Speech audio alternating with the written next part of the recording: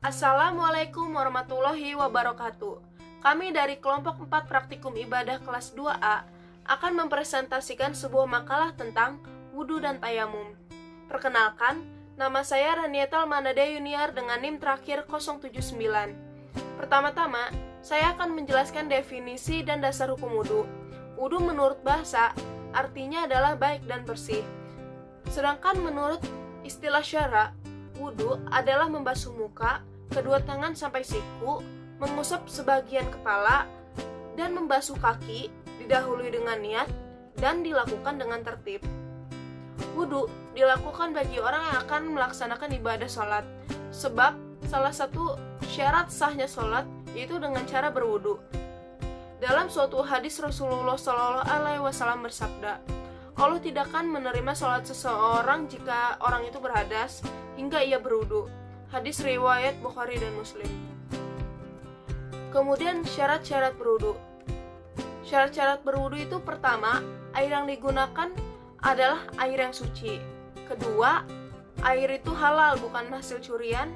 Ketiga, anggota tubuh kita harus suci dari najis. Keempat, kita harus melaksanakan wudhu sendiri, tidak boleh diwakilkan oleh orang lain. Kelima, kita diwajibkan melakukan wudhu sesuai dengan urutan. Keenam, kita harus wudhu dengan bersegera. Maksudnya bersegera itu tidak ada tenggang waktu yang panjang saat membasuh anggota wudhu dari yang satu dengan yang lain sebelum kering, kecuali airnya kering karena terkena sinar matahari ataupun panas badan. Adapun syarat sah wudhu antara lain, pertama harus beragama Islam. Kedua, tamyiz. Artinya tamyiz itu dapat membedakan antara baik dengan buruknya suatu pekerjaan. Ketiga, kita tidak berhadas besar. Keempat, dengan air suci lagi mensucikan. Kelima, tidak ada sesuatu yang menghalangi air sampai ke anggota wudhu, misalnya getah, cat, dan sebagainya. Dan terakhir itu tidak ada najis pada tubuh, sehingga merubah salah satu sifat air yang suci lagi mensucikan. Kemudian rukun-rukun wudhu. Adapun rukun-rukun wudhu yang harus dipenuhi, pertama itu niat, kedua membasuh muka, ketiga membasuh kedua tangan hingga siku-siku, keempat mengusap kepala, kelima membasuh kaki beserta kedua mata kakinya, dan terakhir tertib. Maksud dari tertib itu kita harus sesuai dengan urutan langkah-langkah berwudhu. Udah. Kemudian sunnah wudhu. Sunnah wudhu berdasarkan hadis itu kita membasuh kedua tangan, berkumur-kumur, memasukkan air ke dalam hidung, menggosok gigi, menyelai jari, mengusap dua telinga, mengulang 3 kali, meratakan semua kepala dalam mengusap kepala, bersegera dalam mengerjakan wudhunya, menggosok anggota yang dibasuh, mendahulukan anggota sebelah kanan, menghadap kiblat, mengusap tengkuk dan meluaskan membasuh muka sampai ke bagian atas dahi, membasuh tangan dan kaki lebih dari tempat yang ditentukan, hemat dalam pemakaian air, berdoa sesudah mengerjakan wudhu, dan sembahyang 2 rakaat setelah mengerjakan wudhu. Sekarang kita ke tata cara berwudhu. Langkah-langkah berwudhu ini, pertama, kita membaca basmalah secara membasuh kedua telapak tangan hingga pergelangan dengan bersih. Kedua, kita berkumur-kumur sebanyak 3 kali. Kemudian kita membasuh lubang hidung sebanyak 3 kali. Terus kita membasuh seluruh muka sebanyak 3 kali dengan disertai bacaan niat. Terus kita membasuh kedua tangan hingga siku sebanyak 3 kali dengan didahulukan pergelangan tangan yang kanan, kemudian yang ke kiri. Terus kita mengusap sebagian atau seluruh rambut sampai 3 kali juga. Terus kita mengusap kedua telinga, luar atau dalam, sampai 3 kali usapan. Kemudian kita membasuh kedua kaki sampai mata kaki sejumlah 3 basuhan dengan mendahulukan kaki yang kanan, kemudian kaki kiri. Dan terakhir kita membaca doa sesudah wudhu. Hal-hal yang membatalkan wudhu. Wudhu menjadi rusak atau batal oleh beberapa hal, dan jika itu sampai terjadi maka seseorang harus memperbarui wudhunya atau wudhu lagi.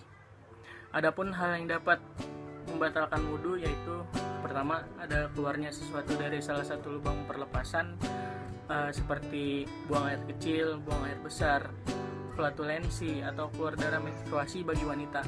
Adapun mereka yang sakit terus-menerus keluar cairan tidak membatalkan wudhu meskipun keluarnya sedang sholat, dan mereka harus berwudhu setiap akan sholat. Yang kedua itu tidur secara mutlak kecuali tidur dalam posisi duduk yang tegak seperti sedang duduk menanti sholat jamaah di masjid lalu terlelap kantuk. Hal itu tidak membatalkan wudhu. Setelah itu ada hilang akal karena gila. Yang keempat ada bersentuhan kulit antara laki-laki dan perempuan yang bukan muhrimnya dan tidak memakai penutup. Yang kelima ada menyentuh alat kelamin dengan sengaja secara langsung tanpa terhalang kain, baik alat kelamin sendiri maupun alat kelamin orang lain. Yang keenam ada muntah berat. Selanjutnya saya akan menjelaskan tentang tayamum atau bertayamum. Pertama itu pengertian dan dasar hukum. Apabila seseorang junub atau seseorang akan mengerjakan sembahyang, orang tadi tidak mendapatkan air atau tidak menemukan air untuk mandi atau untuk wudhu, maka sebagai ganti untuk menghilangkan hadas besar atau hadas kecil tadi dengan melakukan tayamum. Tayamum menurut bahasa artinya menuju, sedangkan menurut pengertian syara tayamum ialah menuju kepada tanah untuk menyapukan dua tangan dan dua muka dengan niat agar dapat mengerjakan sembahyang. Adapun dasar disyariatkan tayamum Al-Quran surat An-Nisa ayat 43 yang berbunyi, Ya ayyuhallazina amanu lataqrabus salata wa antum sukara hatta ta'lamu mataquluna wala junuban illa abiri sabilin hatta taghsilu wa in kuntum marda'u ala safarin aw ja'ahadum minkum min al-gati aw lamashtumun nisa'a fa'lam tajidu ma'an tayamum sa'idan taibam famashuhu biwujuhikum wa ah'ikum innallaha kana ghafurur ghafur. Yang artinya, dan jika kamu sakit atau dalam perjalanan kembali dari tempat buang air atau berhubungan badan dengan perempuan, lalu kamu tidak memperoleh air, maka bertayamumlah dengan permukaan bumi yang baik atau bersih. Selanjutnya ada sebab-sebab tayamum. Yang melatar belakangi diperbolehkan tayamum termasuk dalam syarat-syarat tayamum, yaitu 1. Tidak ada air atau tidak menemukan air. Tayamum boleh dilakukan kepada kondisi tersebut dengan syarat sudah berusaha untuk mencari air akan tetapi tidak menemukannya. Yang kedua, berhalangan menggunakan air dalam bersuci, misalnya karena menderita sebuah penyakit yang jika bersentuhan dengan air makanya menyebabkan penyakit tersebut akan bertambah parah, seperti infeksi, kalau luka kena infeksi. Yang ketiga ada sudah waktu sholat. Yang keempat, menggunakan debu yang suci. Yang kelima, sunnah tayamum. Yang ketujuh yaitu membaca bismillah. Yang kedelapan, mendahulukan yang kanan dari apa yang kiri. Yang selanjutnya menepiskan jika debu berada di tengah telapak tangan. Yang terakhir, membaca 2 kalimat syahadat setelah selesai tayamum seperti halnya selesai berwudu. Selanjutnya ada syarat tayamum. Yang pertama, telah masuk waktu sholat. Yang kedua, ada memakai tanah berdebu yang bersih dari najis dan kotoran, harus suci. Yang ketiga, memenuhi alasan atau sebab melakukan tayamum. Yang keempat, sudah berupaya atau berusaha mencari air namun tidak ketemu air tersebut. Yang kelima, tidak haid maupun nifas bagi wanita atau perempuan. Yang keenam, menghilangkan najis yang melekat pada tubuh. Adapun rukun-rukun tayamum, yang pertama diawali dengan niat. Yang kedua, meletakkan kedua tangan di atas permukaan tanah atau tempat yang mengandung debu. Yang ketiga, menyapu muka dan kedua tangan. Selain rukun tayamum, adapun sunnah tayamum. Sunnah tayamum, yang pertama, membaca basmalah. Yang kedua, menghadap kiblat. Yang ketiga, menghembuskan tanah dari permukaan tangan. Yang keempat, mendahulukan yang kanan daripada yang kiri. Yang kelima, membaca kedua kalimat syahadat setelah selesai melakukan tayamum. Alat-alat untuk tayamum yaitu semua permukaan bumi yang bersih berupa bebatuan, kerikil, pasir, dan tanah yang berair, kering maupun basah. Inilah video tata cara bertayamum. Tata cara tayamum. Pertama, berniatlah di dalam hati. Berikutnya, membaca basmalah.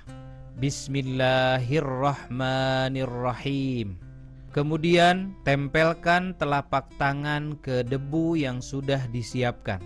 Atau jika sedang dalam kendaraan, maka cukup menempelkan kedua telapak tangan ke bagian belakang sandaran kursi.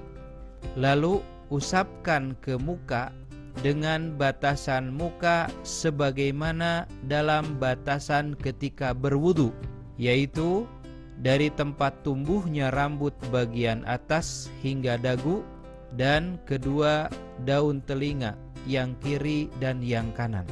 Berikutnya, mengusap tangan kiri ke telapak tangan kanan hingga pergelangan. Dimulai dari bagian punggung telapak tangan kanan, kemudian diputar balik ke depan melalui telapak tangan tersebut. Begitu juga telapak tangan kanan diusapkan ke telapak tangan kiri, dimulai dari punggung telapak tangan kiri hingga pergelangan, lalu dibalik melalui telapak tangan tersebut ke depan. Pembatalan tayamum sama halnya dengan pembatalan wudhu. Tayamum tidak diperbolehkan lagi apabila A. telah menemukan air bagi orang yang bertayamum, B. telah adanya kemampuan untuk menggunakan air, yang C. tidak sakit lagi bagi orang yang bertayamum. Sekian dari kelompok kami, kurang lebih mohon maaf. Wassalamualaikum warahmatullahi wabarakatuh.